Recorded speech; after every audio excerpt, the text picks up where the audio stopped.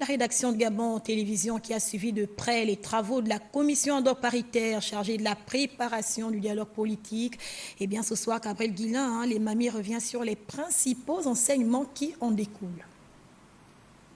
Initié par les plus hautes autorités, en tête desquelles le président de la République, Ali Bongo Ondimba, les travaux du comité ad hoc paritaire chargé de la préparation du dialogue politique se sont déroulés en 3 phases. Une cérémonie d'ouverture, les travaux en groupe et les travaux en plénière. Se sont tenus du 15 au 28 février 2017 les travaux du comité ad hoc paritaire chargé de préparer l'organisation du dialogue politique sous la présidence du Premier ministre, chef du gouvernement, M.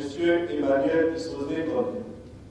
Ces assises ont réuni les délégations politiques de l'opposition et de la majorité. Ces derniers ont planché sur les sujets du dialogue politique à venir, notamment sur les points relatifs à la mise en place d'un code de bonne conduite, un règlement intérieur, l'élaboration des termes de référence, de l'ordre du jour et de la liste des participants du dialogue politique.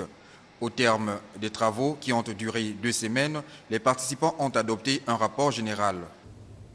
S'agissant du code de bonne conduite, ce document est motivé par la nécessité de promouvoir la responsabilité des participants et le respect mutuel à travers un certain nombre d'engagements des parties prenantes au dialogue, dont ceux d'agir de façon à sauvegarder, promouvoir et renforcer la paix, l'unité et la cohésion nationale d'une part, et d'accepter les conclusions du dialogue politique d'autre part.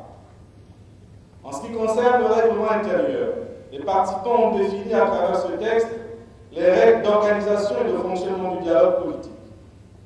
Sur ce point, ils ont unanimement décidé de faire prévaloir la parité en ce qui concerne la présidence du bureau du dialogue politique qui sera confiée aux coprésidents issus, l'un de la majorité et l'autre de l'opposition. Le Premier ministre chef du gouvernement a également pris acte du souhait de certains acteurs politiques d'élargir la participation au dialogue politique à la société civile, aux jeunes et aux femmes, et relever la volonté de la classe politique de mettre en place un organe de suivi de la mise en œuvre des conclusions du dialogue politique.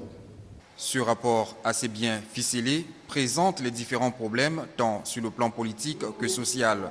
Son application reste très attendue lors du dialogue politique qui se déroulera à Libreville durant 21 jours.